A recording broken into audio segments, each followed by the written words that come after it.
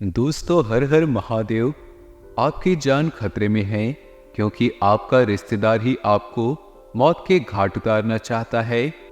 हमें पता है कि ये बात सुनकर आपको बहुत बड़ा झटका लगा होगा, लेकिन जब आप इसका नाम जानेंगे तो आपकी आंखों से आंसू निकल जाएंगे। क्योंकि दोस्तों, इस रिश्तेदार के ऊपर आपको हद से ज़्यादा भरोसा था। और दोस्तों, जब आप इसका नाम और संबंध जानेंगे तो यकीनन आपके पैरों तले जमीन खिसक जाएगी। दोस्तों, अभी अभी इसका नाम और संबंध दोनों जान लेना। अगर आप अपने परिवार की सलामती चाहते हैं तो आज की इस वीडियो को शुरू से लेकर अंत तक अवश्य देखिएगा। दोस्तों, जब धोखा किसी अपने वाले से मिलता है तो चोट बहुत गहरी होती है, दिल पर धक्का बहुत जोर का लगा रहता है। लेकिन वहीं अगर कोई दूसरा, कोई पराया हमें धोखा दे, हमारे साथ छल कपट करे तो हमें इतना बुरा नहीं लगता, क्योंकि हमारे मन को पता है कि हमारे दिल को समझा लेती है कि वह तो पराया है, कर सकता है धोखा। लेकिन जब कोई अपना ही हमारे साथ छल कर दे, धोखाधड़ी कर दे, हमसे पीठ पीछे से दुश्मनी निभा जाए तो दोस्तों हमारे दिल को बहुत ठेस पहुंचती है। क्योंकि जिस व्यक्ति के ऊपर हम भरोसा करते हैं वही व्यक्ति अगर भरोसा तोड़ डाले तो दोस्तों हम अंदर ही अंदर पूरी तरह से टूट जाते हैं। ठीक ऐसा ही हुआ है आपके साथ। दोस्तों, आपका यह रिश्तेदार बड़ा ही शातिर निकला। भले ही इससे आपका रिश्ता बहुत अटूट हो, लेकिन इसने अपने साथ 7 जन्मों के रिश्ते को भी दोस्तों तोड़कर रख दिया, केवल और केवल अपनी भलाई के लिए, चंद पैसों के लिए और चंद दुश्मनी के चलते। आज रिश्तेदार का मैं आपको नाम बताने वाला हूँ। यकीनन जब आप नाम जानेंगे आपकी भी सिट्टी पिट्टी गुल हो जाएगी। दोस्तों, कलयुग चल रहा है और इस कलयुग में अपने पराये की पहचान करना बहुत ज़्यादा जरूरी है। क्योंकि जो रिश्ते नाते हमसे जुड़े हुए हैं वह भी हमारे सच्चे और अच्छे रिश्ते हो।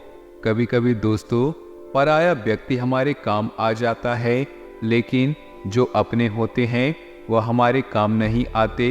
दोस्तों, एक कड़वी सच्चाई है। इस कलयुग में अपने और पराये की पहचान जिस व्यक्ति ने कर लिया वह व्यक्ति जिंदगी में कभी भी ठोकर नहीं खाता, वह कभी भी धोखा नहीं खाता। लेकिन अगर जिसने पहचान नहीं की हो तो वह व्यक्ति हर कदम पर धोखा खाता है।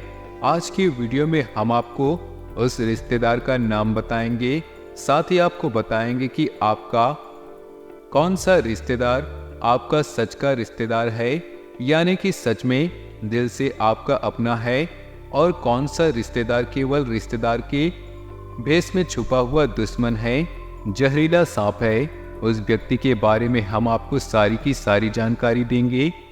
बस दोस्तों, शुरुआत से लेकर अंत तक हमारे साथ वीडियो में बने रहिए, क्योंकि वीडियो बहुत ही महत्वपूर्ण है, वीडियो बहुत ही ज़्यादा खास है। इस वीडियो को बार बार नहीं बना सकते, इसलिए शुरू से लेकर आखिरी तक देखते रहिएगा। छोटी सी छोटी जानकारी आपको जानना बहुत ही जरूरी है। साथ ही कुछ उपाय भी बताएंगे आपके दुश्मनों से बचने का। दोस्तों, आस्तीन के सांपों से बचने के तरीके के उपाय वीडियो में बताए गए हैं, इसलिए चिंता छोड़ दीजिए।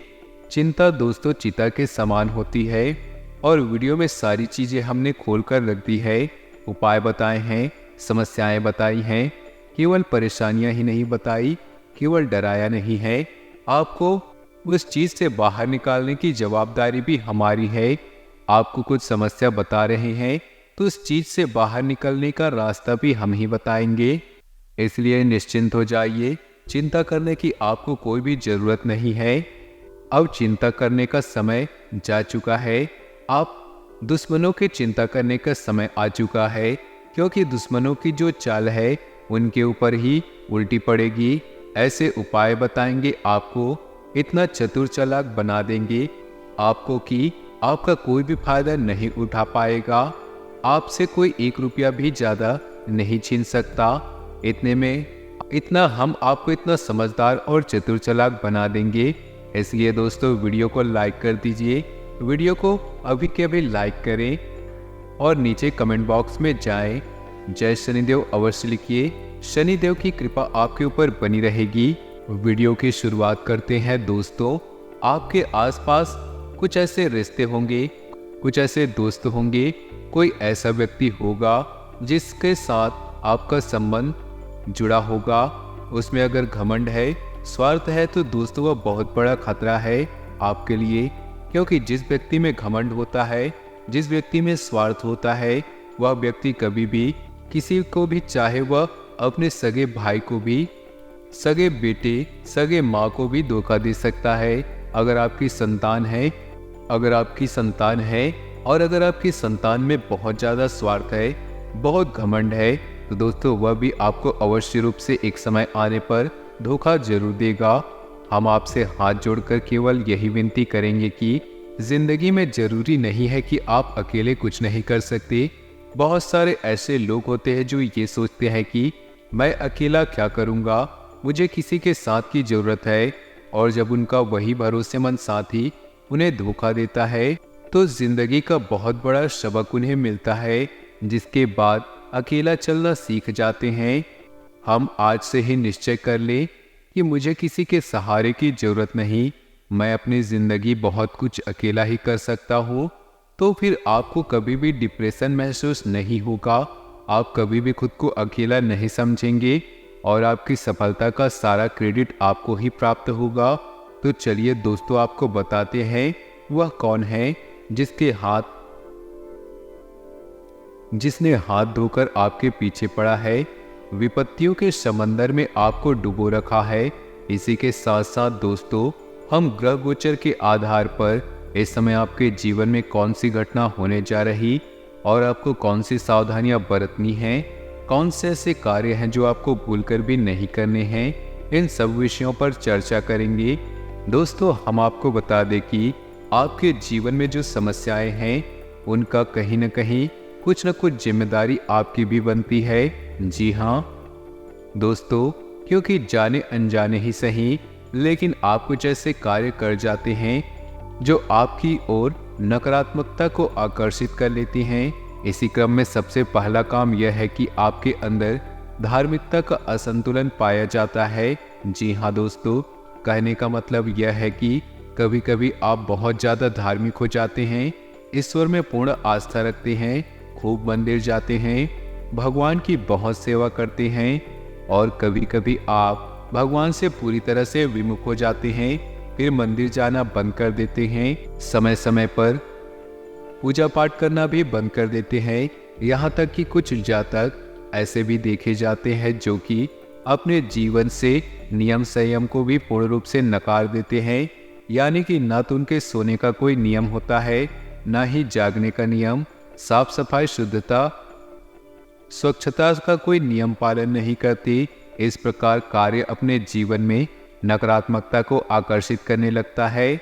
जी हाँ दोस्तों, आप समझने की कोशिश करिए कि हम आपसे क्या कहना चाहते हैं कि हमारे आसपास जो नकारात्मक शक्तियाँ हैं, वह कमज़ोर मानसिकता को, कमज़ोर विचारों को ही ढूंढती रहती है।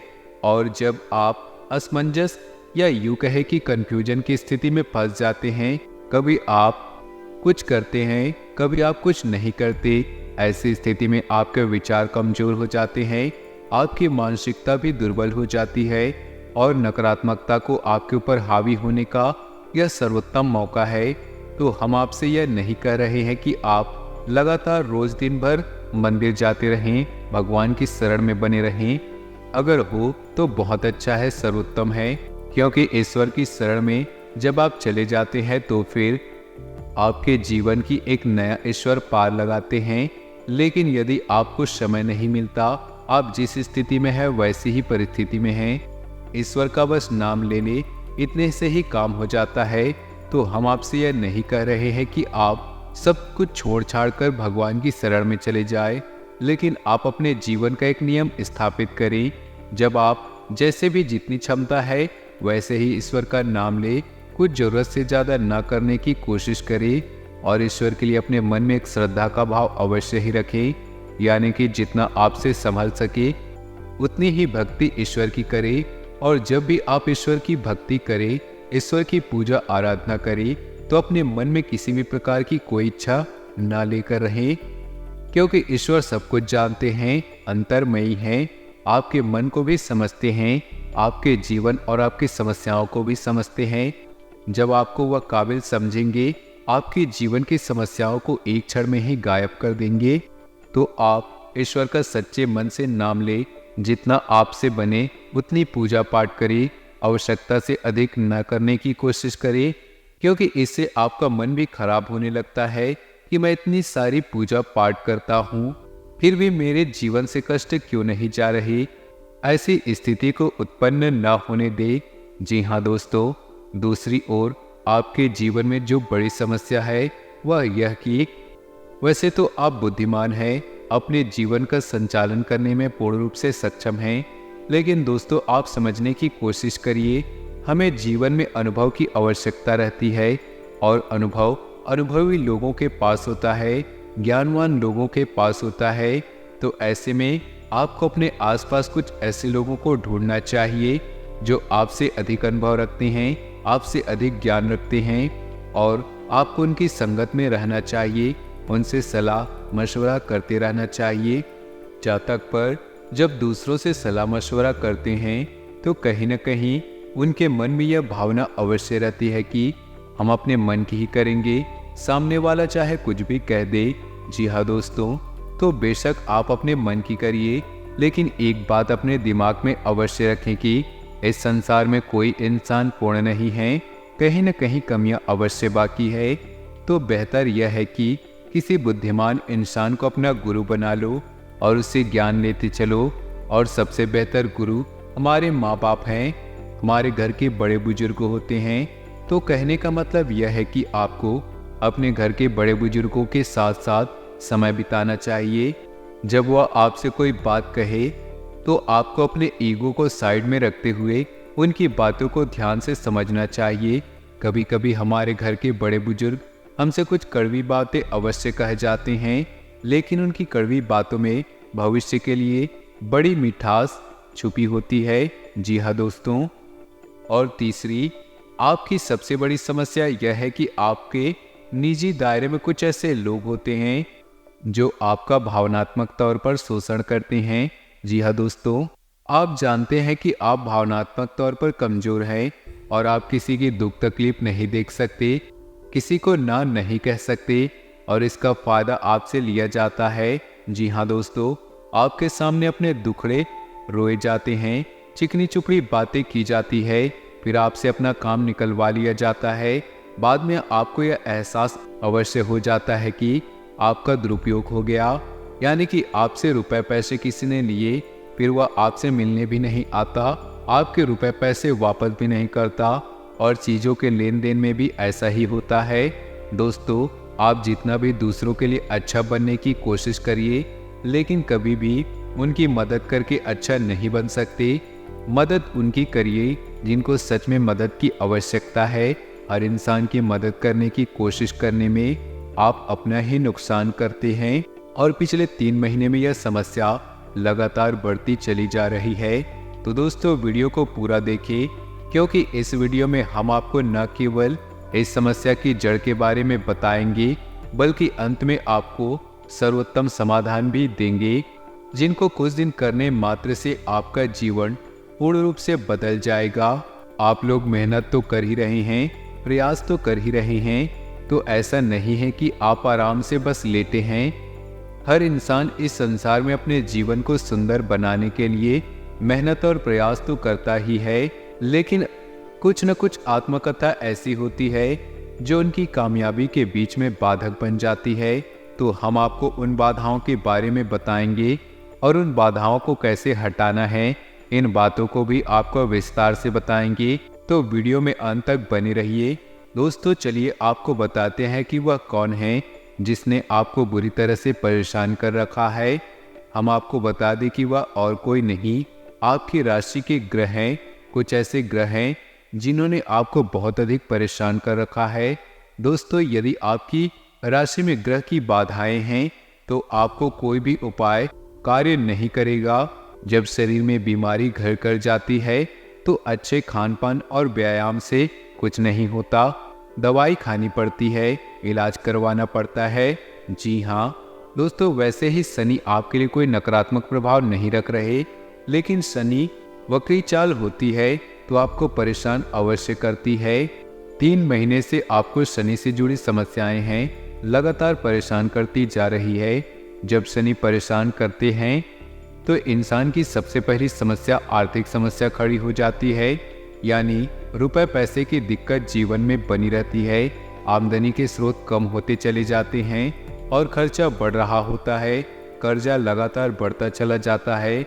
जी हाँ दोस्तों, जब शनि की समस्या जीवन में आती है तो कमर के निचले हिस्से यानी शरीर के कमर और निचले हिस्से में दर्द और तकलीफ और परेशानी लगातार बनी रहती है। आपने यह भी नोटिस किया होगा, ध्यान दिया होगा कि आपके जीवन में भी आपके घर में आपके परिवारजनों या फिर आपको कमर के निचले हिस्से में जुड़े रोग परेशान कर रहे होंगे। जी हाँ दोस्तों, आपको यह समझ में आ गया होगा कि शनि आपको पिछले 3 महीनों से परेशान कर रहे हैं। लेकिन दोस्तों, बात केवल इतनी सी ही नहीं, एक शुक्र ग्रह भी है जो आपको पिछले कुछ समय से या यूं कहें कि लगभग 15 से 20 दिनों से परेशान करने में लगा हुआ है, क्योंकि यह आपके लिए नकारात्मक प्रभाव छोड़ रहा है। वैसे तो यह ग्रह सिर्फ नकारात्मक प्रभाव ही छोड़ता है, लेकिन यदि आप इसके कुछ उपाय कर ले तो इसके नकारात्मक प्रभाव कम हो जाते हैं। जी हाँ दोस्तों, इस ग्रह का नाम है राहु। हमने पिछले कुछ वीडियो में आपको यह बता चुके हैं। आपके जीवन में राहु की महादशा चल रही है। राहु आपको परेशान करने में लगा हुआ है। दोस्तों, आपको राहु से जुड़े कुछ नकारात्मक प्रभाव अपने जीवन में देखने को मिलते हैं। आप सुनिए कौन से वह नकारात्मक प्रभाव। सबसे पहला, यह आपके अनायासी चिंताएं लगने लगती है। जी हाँ दोस्तों, आप बहुत अधिक सोचते रहते हैं, इतने अधिक विचारों में खो जाते हैं कि आप पूरी तरह से खो जाते हैं। आपका मन खराब हो जाता है और आप डिप्रेशन की स्थिति में जाने लगते हैं। ऐसा इसलिए होता है क्योंकि राहु आपके अवचेतन मन पर प्रभाव डालता है, आपके अवचेतन मन में नकारात्मक विचार डालता है। इसलिए यदि परिस्थितियां खराब ना हो फिर भी मन उदासी रहता है। हंसी खुशी भरे माहौल में भी आपका मन नहीं लगता। आपको एकांत में रहना पसंद आता है, सिर्फ विचारों में डूबना पसंद आता है। और किसी जातक पर राहु का जब अधिक प्रभाव पड़ जाता है, उसे दूसरों की बुराइयां करने में भी रुचि उत्पन्न होने लगती है। दूसरों के लिए अनर्गल बातें, अनाप शनाप बातें बोलने में उसे आनंद प्राप्त होने लगता है। दोस्तों, यह उसका खुद का स्वभाव नहीं, यह केवल ग्रहों का प्रभाव है जो उसे ऐसा करवा रहा है। जी हाँ दोस्तों, तो हमने आपको आपके जीवन की मूल समस्या के बारे में बता दिया। कुछ आदतें भी हैं आपके जिनके बारे में हमने आपको सचेत कर दिया। आप यदि गहराई से समझने का प्रयास करें तो आपके जीवन में बदलाव निश्चित ही आएंगे। हम इस वीडियो में सबसे खास विषय पर चर्चा करेंगे, किन समस्याओं के समाधान क्या है, क्योंकि जब तक समाधान न बताया जाए हर एक चर्चा व्यर्थ है। तो सबसे पहले हम बात करेंगे कि शनि जो आपके ऊपर दृष्टि बनाए हुए हैं, आपको परेशान किए जा रहे हैं। जी हाँ दोस्तों, हम आपको बताएंगे कि शनिदेव को आप अपने पक्ष में कैसे करेंगे। दोस्तों, याद रखें कि शनिदेव सूर्य भगवान के पुत्र हैं और छाया के पुत्र हैं। तो आपको शनिदेव को प्रसन्न करने के लिए सबसे शक्तिशाली उपाय भी इन्हीं से जुड़े हुए हैं। तो दोस्तों, आप समझिए, जब आप किसी को प्रसन्न करना चाहते हैं तो आप उसके माता पिता को प्रसन्न करिए, यह तो अपने आप ही आपसे प्रसन्न हो जाएंगे। ध्यान से सुनिए, जब आपको क्या करना है। दोस्तों, आपको शनिवार के दिन शनिदेव के मंदिर में जाना है, वह आपको छायादान करना है। जी हाँ दोस्तों, यदि आप छायादान के विषय में नहीं जानते तो हमें कमेंट करके बताएं, हम आपको विस्तार से इसका जवाब देंगे, आपको समझा देंगे कि छायादान क्या होता है। आपको शनिवार तक छायादान करनी है, इससे शनिदेव बहुत प्रसन्न होते हैं, क्योंकि शनिदेव स्वयं भी छाया पुत्र है। इसी के साथ साथ दोस्तों, शनिदेव को प्रसन्न करने के लिए शनिदेव का मंत्र एक माला जप भी करना है। जी हाँ दोस्तों, मंत्र कुछ इस प्रकार है, ओम शन शनिश्चराय नमः। जी हाँ दोस्तों, ध्यान से सुने, ओम शन शनिश्चराय नमः। आपको इस मंत्र की एक माला भी जाप करनी है। शनिदेव को सरसों का तेल बहुत अधिक पसंद है, तो आप शनिदेव के मंदिर में सरसों के तेल का दान करें। सरसों के तेल का एक दीपक जलाए। इसी के साथ साथ दोस्तों आपको सूर्यदेव को अर्घ भी देना शुरू करना होगा, क्योंकि सूर्यदेव शनिदेव के पिता हैं और जब सूर्यदेव को अर्घ देते हैं तो इससे भी शनिदेव प्रसन्न होते हैं। जी हाँ दोस्तों, वैसे आप याद रखिए, क्योंकि सूर्यदेव को समस्त ग्रहों का मुख्य माना जाता है, केंद्र माना जाता है, तो जब आप सूर्यदेव को प्रसन्न कर लेते हैं तो संपूर्ण ग्रहों की नकारात्मक प्रभाव लगभग समाप्त हो जाती है। तो यह 2 कार्य आपको अपने जीवन में अवश्य करने हैं। दोस्तों हम आपको गारंटी देते हैं कि पहले या दूसरे शनिवार के बाद जब आप इन उपायों को सच्चे मन से करेंगे तो आपके जीवन में बदलाव आने शुरू हो जाएंगे। दोस्तों एक और छोटा सा उपाय आपको करना है कि जब भी आप घर से बाहर निकले तो अपने जेब में लौंग का एक जोड़ा अवश्य लेकर निकलिए।